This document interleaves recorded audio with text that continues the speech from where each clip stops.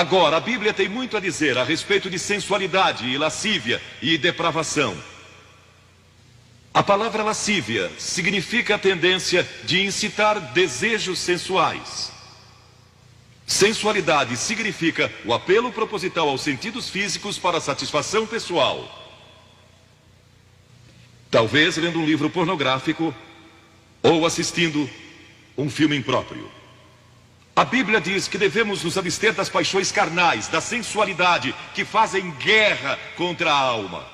Elas estão em guerra contra a sua alma e seu espírito. E a Bíblia diz que devemos nos abster delas, ficar longe delas. E então a Bíblia usa outra palavra, réprobo.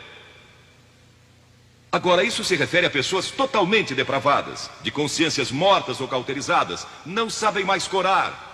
Perderam a capacidade de discernir entre o bem e o mal. E em Romanos 1:28 lemos: e por haverem desprezado o conhecimento de Deus, o próprio Deus os entregou a uma disposição mental reprovável para praticarem coisas inconvenientes. Ou seja, Deus desistiu deles dizendo: vão em frente. Gozem toda depravação e toda sensualidade que quiserem, não vou perturbá-los. Ainda não. Mas saibam que seus pecados os acharão e prestarão contas no dia do juízo. E Paulo, escrevendo ao jovem Timóteo, disse: também estes resistem à verdade, homens de todo corrompidos, réprobos quanto à fé. Em outras palavras, rejeitaram a Cristo por tanto tempo que suas consciências se cauterizaram e seus corações se endureceram. E mesmo que o Espírito de Deus lhes fale, eles não podem ouvir. É por isso que é importante que você aceite a Cristo quando é jovem. É importante que venha a Cristo agora. Se o Espírito de Deus está falando com você, entregue a sua vida a Cristo. Porque o dia pode chegar em que a sua consciência esteja morta e você não possa mais ouvir a voz de Deus. Ela disse: não. Mas Vasti, você vai perder o trono, vai perder suas riquezas, pode até perder sua vida. Ela disse: minha resposta é não. Qual é sua resposta hoje àquelas coisas que são erradas? À mentira, à lascívia, à cobiça, ao preconceito racial? Qual vai ser? Você vai disciplinar seu corpo? Vai permanecer firme às convicções que Cristo e a Bíblia ensinam? Ou vai ceder e seguir pelo caminho largo que leva à destruição? Ou vai entrar pela porta estreita e pelo caminho apertado que conduz à vida eterna? Qual vai escolher? Você tem uma escolha hoje. Deus nunca vai forçá-lo a escolher. E então houve um outro jovem, um jovem chamado Daniel. E a Bíblia diz que Daniel resolveu em seu coração que não se contaminaria com as finas iguarias do rei, nem com o vinho que ele bebia. Agora, Daniel era um jovem que tinha um propósito. Ele havia sido capturado em Jerusalém. Quando o exército de Nabucodonosor invadiu a cidade, ele foi capturado e levado através de milhares e milhares de quilômetros à Babilônia. A quase 3.000 quilômetros de sua própria terra. Sem aviões, nem automóveis. Eram semanas de viagem. Mas ele estava resolvido a servir a Deus. E não devia ter mais de 12 ou 15 anos de idade. E Nabucodonosor, o grande rei, levara cativos de Jerusalém para a Babilônia. E ordenou que aqueles jovens, em quem não havia defeito, de boa aparência, instruídos em toda a sabedoria, fossem ensinados em sua corte, para que ele pudesse usá-los. Ele queria usar aqueles jovens judeus, porque sabia que eles tinham um dom especial. E durante o período de treinamento, mandou que lhes dessem os melhores vinhos e as mais finas iguarias, e todos os confortos disponíveis, na corte de Nabucodonosor. Mas Daniel disse: não.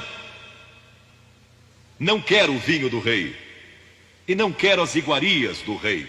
Quero dormir no chão, não numa cama de penas. Quero viver uma vida simples e também disciplinada. Que diferença dos que mal podem esperar pelo dia em que possam sair de casa e se divertir. Mas não Daniel. Daniel estava longe de casa e ninguém saberia se ele fizesse algumas dessas coisas. Ninguém saberia se ele tivesse uma namorada e dormisse com ela.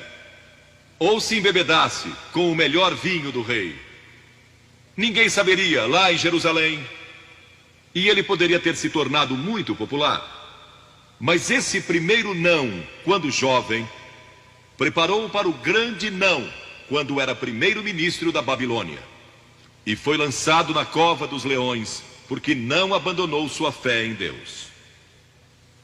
Nós nos contaminamos ao comer demais, ou ao nos embebedarmos, ou ao tomar drogas, ou gastando tempo demais assistindo televisão, ou indo aos cinemas. Jesus declarou em Lucas capítulo 21, acautelai-vos, para que nunca vos suceda que os vossos corações fiquem sobrecarregados com as consequências da orgia e das preocupações deste mundo, e para que aquele dia não venha sobre vós repentinamente. O apóstolo Paulo disse, não disponhais para a carne no tocante às suas concupiscências. E Pedro disse, porque basta o tempo decorrido para terdes executado a vontade dos gentios, tendo andado em dissoluções, concupiscências e em detestáveis idolatrias. A Bíblia diz que devemos disciplinar nossas mentes e também nossos corpos, e disciplinar o coração pela nossa fé em Cristo. E então houve outro jovem chamado José, que foi vendido para o Egito pelos seus irmãos e se tornou escravo de um homem chamado Potifar. E Potifar tinha uma linda esposa. E José era forte e bonito. E em Gênesis, no capítulo 39, se quiserem ler a história, lemos a respeito da tentação de José. A esposa de Potifar se apaixonou por José, porque José se tornou mordomo de toda a casa de Potifar, cuidando dos seus negócios. E ela viu aquele belo jovem, viril e de boa aparência, andando pela casa e pelo jardim, cuidando dos negócios todos os dias. E ela o cobiçou. E disse, deita-te comigo. Ele disse, não. E acrescentou, não posso fazer isso ao meu senhor, que me confiou tudo o que tem, exceto sua esposa. Não posso pecar contra Deus, o Deus dos meus pais.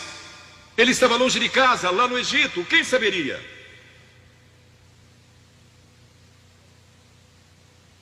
Mas disse não. E quando disse não, na última vez, ela o agarrou e ele fugiu dela, deixando sua capa. E ela começou a gritar, chamando os servos e dizendo, ele tentou me violentar. O que não era verdade. Mas Potifar acreditou e mandou que ele fosse lançado na prisão. E muitos de vocês sabem a história, que ele foi para a prisão. E através de uma série de circunstâncias, ele depois se tornou primeiro-ministro de todo o Egito. E governou o Egito sob o faraó. Deus o guardou e o promoveu. Porque José teve a coragem de dizer não quando foi tentado. Agora, sexo não é pecado. O sexo nos foi dado por Deus para a propagação da raça humana e para nosso prazer, dentro de certos limites que Deus estabeleceu para o matrimônio. As características de um cristão são autocontrole e autodisciplina. E Paulo, escrevendo a Timóteo, disse, conserva-te a ti mesmo puro. Mas como você pode se conservar puro num mundo como este? Como pode se manter puro olhando para as bancas de jornais ou assistindo a alguns filmes? Como pode se manter puro com as tentações que enfrenta todo dia? Não pode. De modo algum. Exceto se Cristo está em seu coração, Ele lhe dará força e o poder, porque nenhuma tentação lhe sobrevirá que Cristo não lhe ofereça o meio de escape. Entregue sua vida a Cristo hoje, deixe que Ele controle a sua vida, deixe Ele ser Senhor de sua vida, deixe que Ele controle essa área de sua vida, sua mente, seu corpo e sua vida sexual.